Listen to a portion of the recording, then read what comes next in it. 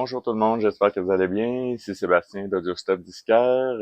Écoutez, premièrement, je voudrais remercier tous les auditeurs et les abonnés de notre chaîne YouTube. On est rendu à presque 700 abonnés déjà, donc continuez de partager la chaîne. C'est vraiment le fun de voir que ça grossit. C'est le fun. Vous suivez nos vidéos, vous semblez apprécier, vous commentez, vous likez les vidéos, donc c'est vraiment cool que vous soyez aussi actifs sur YouTube avec nous. Donc, merci beaucoup pour ça. Voilà. Donc, aujourd'hui, je voulais vous faire une vidéo, un peu un recap de l'année 2024 au niveau des ventes de vinyle mondial. Donc, c'est tout le temps le fun de voir un peu les tendances du marché à ce niveau-là. Donc, aujourd'hui, c'est ça. Dans le fond, je voulais vous partager quelques chiffres. J'ai fait une petite recherche, donc ça se peut que vous me voyez lire un peu parce qu'il y a beaucoup de chiffres. Donc, je vais essayer d'être le plus clair et concis possible à ce niveau-là. Puis, je vais faire ça selon plusieurs aspects. Donc, on va y aller avec l'état actuel du marché, le genre musical, les genres musicaux, en fait, qui ont été très populaires en 2024. Aussi, on va y aller de petites prévisions pour l'avenir, puis les enjeux et défis du monde du vinyle. Donc, voilà, on commence ça sans plus tarder.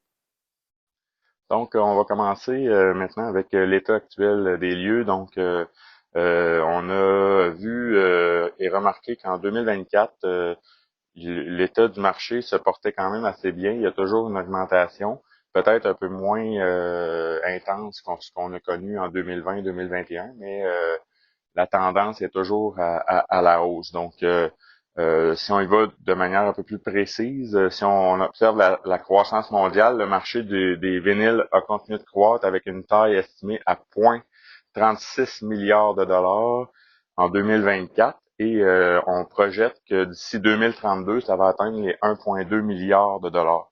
Donc, c'est un taux de croissance annuelle d'environ 15% là, dans cette période-là. Si on regarde maintenant avec Discog, les tendances observées pour 2024, c'est 6,2% d'augmentation de vente au niveau du vinyle selon Discog. Donc, on voit que ça se maintient très bien. Si maintenant on y va avec peut-être des chiffres par pays, on va commencer avec le Canada. Donc, le Canada, on observe une croissance continue. Les ventes de vinyle ont poursuivi leur croissance, particulièrement au Québec. C'est le fun de voir ça. Au Québec, les ventes ont augmenté de 32,9% entre 2022 et 2023. J'ai pas de chiffres plus récents là, pour 2024, mais il y a eu quand même une très grosse hausse marquée de 32%. Puis on observe que les ventes de CD et d'albums numériques ont diminué. Donc, c'est quand même bien. Euh, Toujours pour la même période, on parle de 2023, j'ai pas de chiffre plus récent malheureusement. Les disquaires canadiens ont augmenté ont observé une observation des ventes de vinyle en 2023, reflétant que la tendance est positive. Donc, vraiment intéressant. Si on regarde plus précisément pour le Québec, ce qu'on observe, c'est une augmentation des ventes passant de 181 100 unités en 2019 à 268 771 unités en 2023. Donc, on a quasiment doublé les ventes entre 2019 et 2023. Donc, quand même assez intéressant. Si on compare aussi avec les autres formats au Québec, en 2023, les ventes de disques compacts ont diminué de 45% par rapport à 2019 et les ventes d'albums numériques ont chuté de 78% sur la même période, donc entre 2023 et 2019. C'est quand même intéressant comme tendance.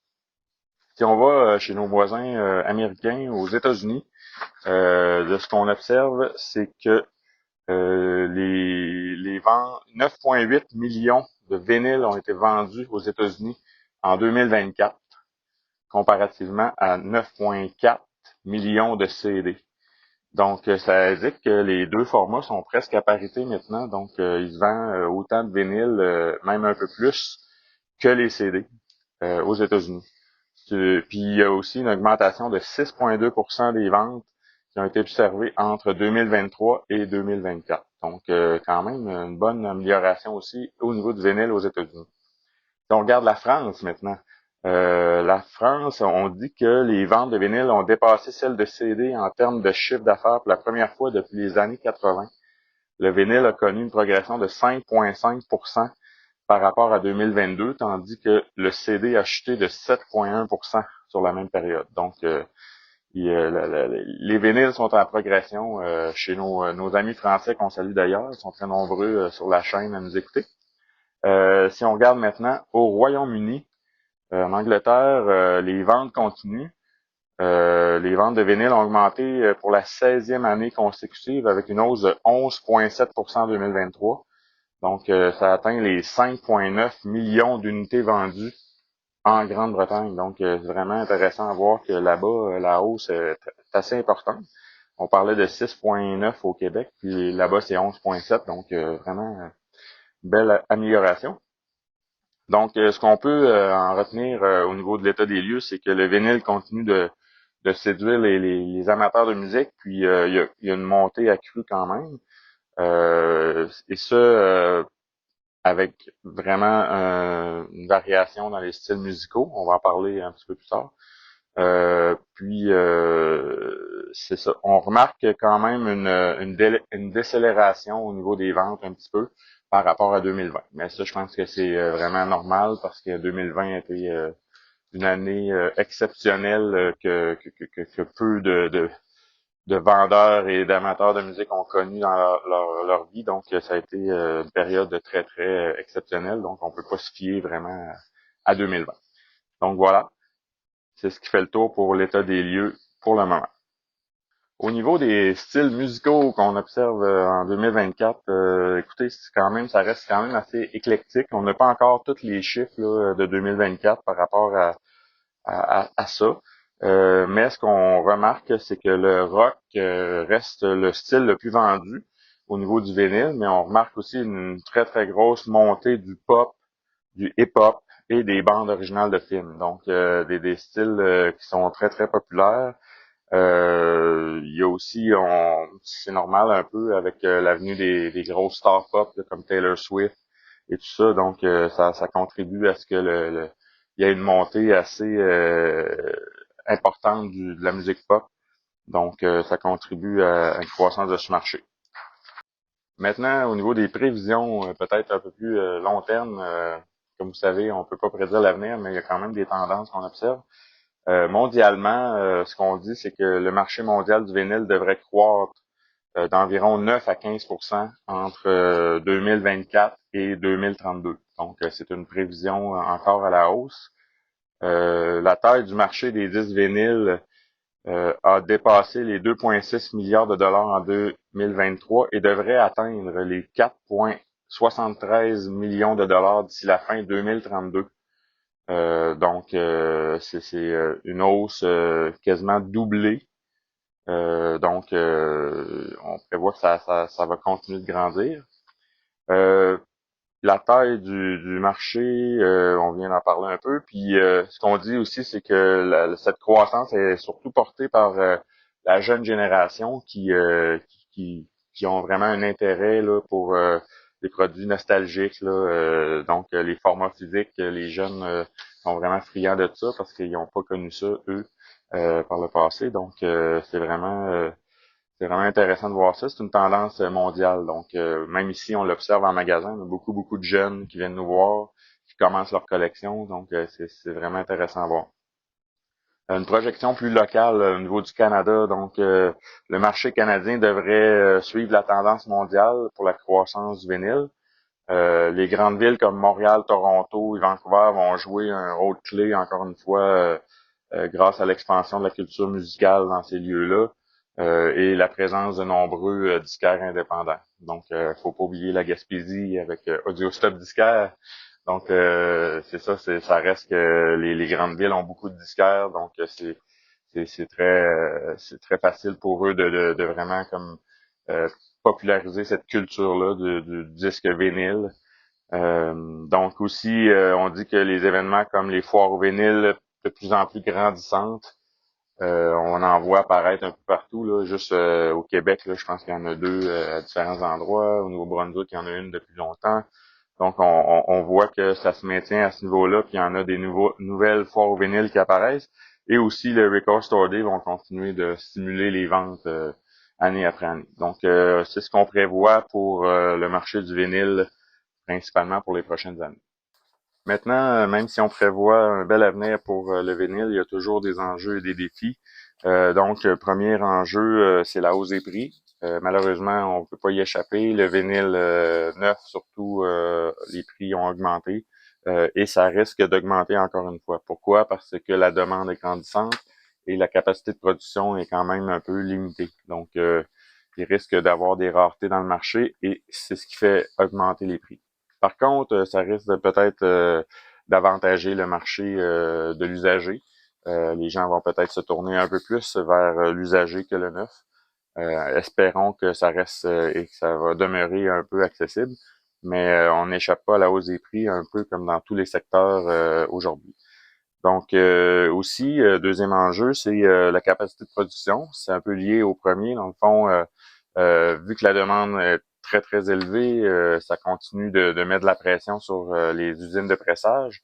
Et ces usines-là, sont quand même limitées. Il va peut-être y en avoir des nouvelles qui vont apparaître avec le temps, mais ça reste que c'est un procédé quand même encore assez manuel. Donc, ça prend des employés, ça prend des gens pour opérer ces usines-là. C'est dommage, mais on dirait que on n'arrive pas à pallier à la demande là, pour le moment. Donc, c'est ce qui crée peut-être et peut-être créera une pénurie de certains pressages, par exemple. Donc, ça sera à voir avec les années. Puis, c'est ce qui fait que les prix augmentent aussi en partie. Donc, c'est pas une bonne nouvelle, mais on va continuer de suivre ça de très près. Un autre enjeu et peut-être c'est pas un enjeu, mais ce qu'on dit, c'est que là, présentement, il y a beaucoup une bulle là, par rapport à la jeune génération qui aime beaucoup les produits physiques, le vinyle. Donc, est-ce que ça va se poursuivre? Est-ce que les jeunes vont être encore amoureux du format? Oui et non. Selon moi, il y en a qui vont continuer, comme plusieurs d'entre nous, à faire la collection et d'autres vont peut-être abandonner en cours de route, mais ça a été de toutes les époques. Mais ça reste que beaucoup de vinyles présentement sont vendus et sont achetés par des jeunes. Donc, ça va dépendre un peu de la continuité à ce niveau-là pour ce secteur pour cette clientèle-là. Donc, est-ce que aussi c'est ça, est-ce que l'intérêt pour le vintage va rester? Donc, ça reste à voir. Aussi, ce qu'on remarque, c'est un enjeu plus pour les disquaires, là, mais il va y avoir une évolution encore une fois dans les points de vente. Les disquaires indépendants vont rester un peu le cœur de la vente, mais ça reste que les plateformes en ligne, Discog, Amazon et etc. Donc, les grossistes vont représenter une part de plus en plus croissante de la demande. Est-ce que c'est vrai? Est-ce que l'avenir nous le dira? Mais ça reste qu'on est déjà en concurrence avec ces chaînes-là, donc c'est quelque chose qui est déjà installé depuis plusieurs années.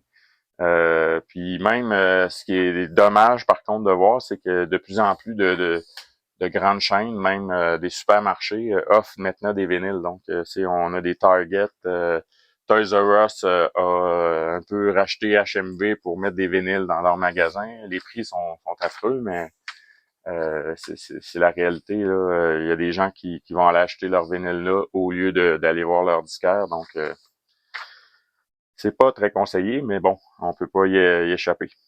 Donc, voilà. Donc, pour conclure, j'espère que vous avez aimé la vidéo. Ça fait un peu le tour du marché actuel. On remarque que la tendance est installée pour continuer à monter.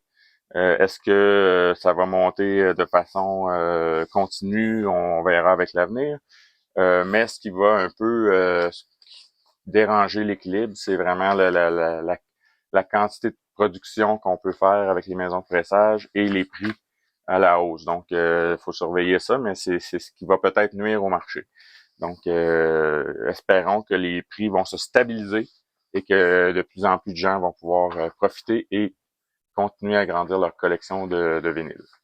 Donc voilà, en terminant, je vous invite toujours à suivre Audiostop Disquaire sur le web et sur Facebook, ainsi que sur YouTube. Si vous n'avez pas encore liké la chaîne, abonnez-vous.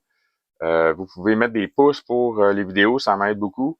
Les commentaires aussi, ça m'aide pour le classement sur YouTube. Donc, c'est vraiment, si on veut faire grossir la chaîne, c'est la meilleure façon de participer. C'est gratuit pour vous, puis pour moi, ça m'aide énormément. Puis aussi de vous abonner en grand nombre. Donc, plus vous vous abonnez, plus YouTube aime ça. Ça fait circuler mes vidéos. Donc, s'il vous plaît, encouragez-moi. Donc, c'est vraiment pas grand-chose pour vous. Puis pour nous, ben, ça nous aide à poursuivre pour faire d'autres vidéos. Encore une fois, puis peut-être, qui sait, avoir d'autres thèmes, avoir des invités, etc. Donc, on veut faire grossir la chaîne. On a plein d'idées. Mais c'est grâce à vous, si vous êtes là, on va continuer. Et puis voilà. Donc en attendant, je vous souhaite une superbe journée, bonne écoute, et puis on se revoit pour une prochaine vidéo.